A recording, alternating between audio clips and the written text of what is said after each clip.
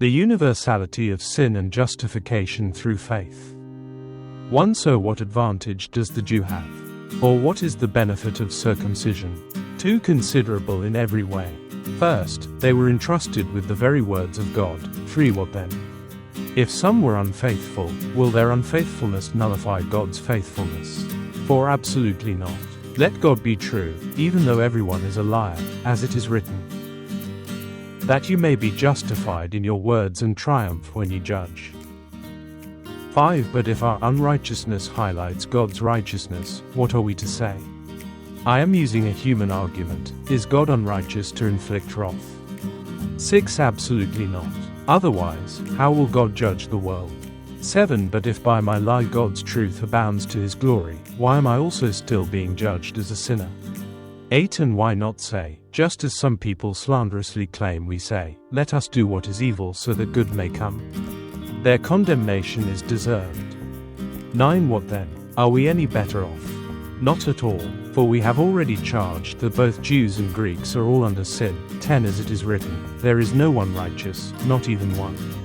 11. There is no one who understands, there is no one who seeks God. 12. All have turned away, all alike have become worthless. There is no one who does what is good, not even one. 13. Their throat is an open grave, they deceive with their tongues. Viper's venom is under their lips. 1. For their mouth is full of cursing and bitterness. 15. Their feet are swift to shed blood. 16. Ruin and wretchedness are in their paths. 17. And the path of peace they have not known. 18. There is no fear of God before their eyes. 19. Now we know that whatever the law says, it speaks to those who are subject to the law, so that every mouth may be shut and the whole world may become subject to God's judgment. 20. For no one will be justified in his sight by the works of the law, because the knowledge of sin comes through the law.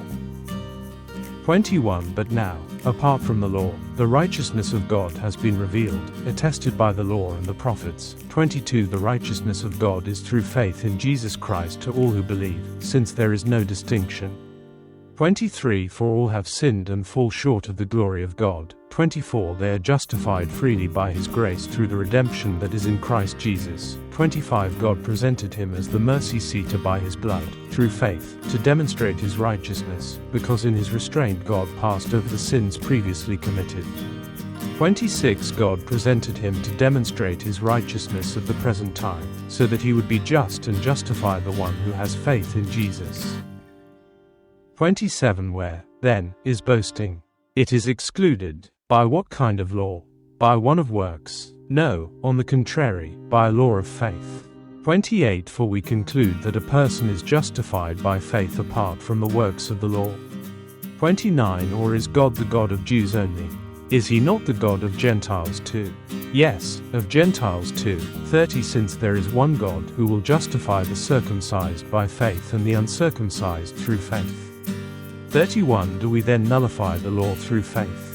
Absolutely not. On the contrary, we uphold the law.